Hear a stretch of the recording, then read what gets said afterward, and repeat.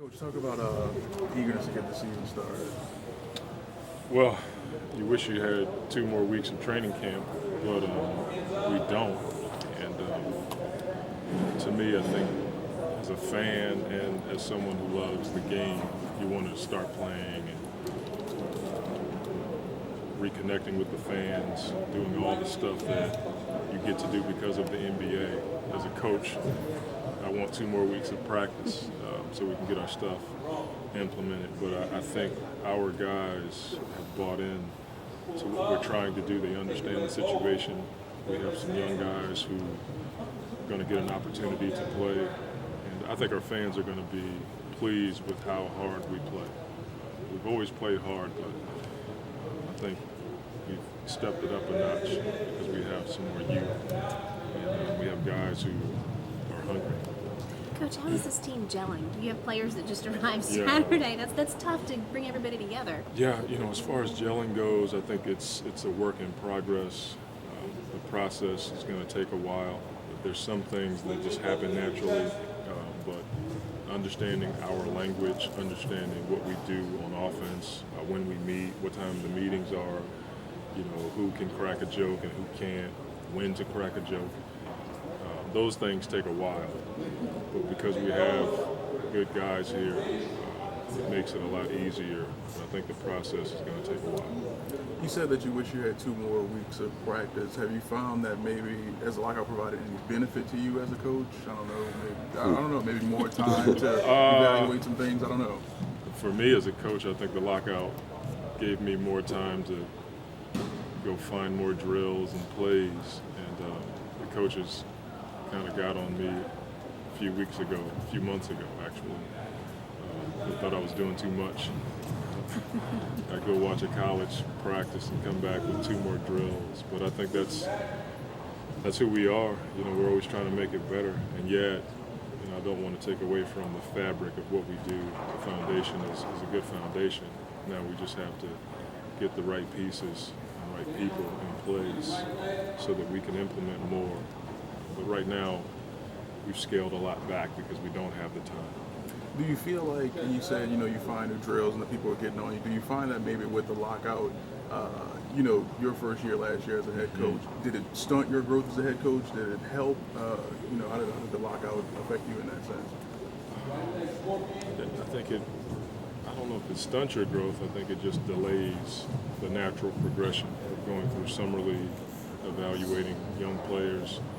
Summer league's such a good time for me because I get to go and talk to other head coaches and assistant coaches about different things. So I didn't grow in that respect because I spent a lot of time talking to other coaches. But I think it did give me time to really get my thoughts together about our team and digest what I thought was right for us. And at the same time, spending time with the coaches was good for me. Where I was stunted, I didn't get to spend that time with our players. And you hate that because we have young guys like Quincy who needed that time with us, one-on-one time. So I think it helped in some areas. I think it hurts. Did you have to? I'm sorry. This is the first time New Orleans is going to get to see the team. I know back and forth because the game last week wasn't televised. Right. What are fans going to see different in this team? Have you changed any foundation or principles in what you do for this team versus last year's? We probably don't run as many pick and rolls as we ran last year, and simply because we don't have Chris, who's probably the best pick and roll point guard in the NBA. We'll probably run more just because we have some youth on our wings with Eric and Quincy and Al Farouk. Those guys can get up and down the floor. Chris Kaman is a guy we can throw the ball to in the post. That's a bona fide post-up threat, and we got to take advantage of that. But hopefully we still have the same defense, and that's what we hang our hats on. That won't change, and that's what we're going to teach and preach and demand every day. I'm curious, did you get with Quincy before the lockout to tell him what specifically you wanted him to kind of focus on?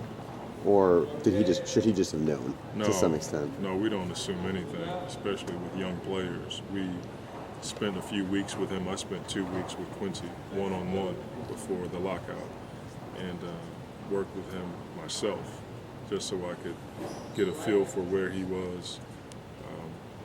I love player development. kids hate it, but I love player development, and we just spent a lot of time talking about where he needed to be, how he was going to sustain or maintain a career in this league. Is he kind of like your favorite young, I don't want to say tool, if you will, but is he your favorite guy to work with? Is he because of what you can sort of work him into, having had him from the very beginning of his career? I hate to say any one of the guys are my favorites because I love them all, but I think you have a special place for guys. You know, he was the first draft pick that we brought in, he along with Craig, and he's been here the longest next to Mech. I mean, if you think about my tenure, everybody's gone except the Mecca. And so Quincy was our first draft pick. I just think he's the kind of kid that wants it. He just needs to know how to get it. Is there a concern that with Trevor Ariza at the small forward position that maybe Aminu and Pondexter won't see quite as much time as maybe you'd like them to, or you really try to work them into maybe different positions? No, on the that's floor? something Dell and I are talking about as we speak. You know, we need to get those guys on the floor, and we don't want to give away games. We want to put guys in a position so we can win, but at the same time, they need to develop. And you know, it's something that we got to figure out. You talk about player development. How difficult is it with only 2 preseason games? I mean, you know, practice speed and game speed are 2 different things, but you know, you only have 2 preseason games. So how difficult is it to analyze and you know, track player development? Yeah, us along with other teams in the NBA are going to be doing the same thing, evaluating while we're in games. When you're in the game as a head coach, I'm not doing that. I'm trying to win, but when I look at film, I'll be able to grade a guy like Quincy. Is he still making the same mistake he was making last year? But unfortunately, that's going to happen in a real game, and that's the same for everybody. You know, it's not like I'm at a disadvantage, and you know, Dallas has an advantage in that area. We are all in the same boat. Can you talk about Gustavo a little bit and how you would see him fitting into the system if you were to arrive? Well, we don't know yet. You know, I don't want to speculate about something that hadn't happened. Obviously, he's a guy that worked out with us, and he's doing really well overseas. But you know, I'm always hesitant to get excited about guys. I just think he's a guy that's shown the ability to dominate in that league overseas, and so we'll see what happens. You talked a while ago about how you really find value in big men who can shoot to spread the floor. Just came in just kind of a perfect fit for you in that regard? I wouldn't say that. I think he's able to shoot, but you know, I'm talking about guys who can step out and shoot threes. Are you talking more like a Brian Butch kind of guy, what you would ideally have him be? As a shooter? No, I'm sorry. No. Maybe I'm just Facing confused. Memphis again, 2 times in a row. Does that present certain challenges, playing them so closely together, almost back to back? Nah, you know, it actually helps us because I'm watching Coach Hollins. He's already implementing his late season offense. And so we're playing against a team that's like in playoff mode.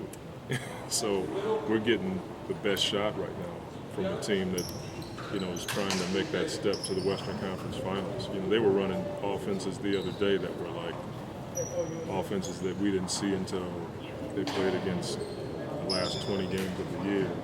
And so for us, seeing that the other night, I was like, this is good for us because we're playing against the best right now.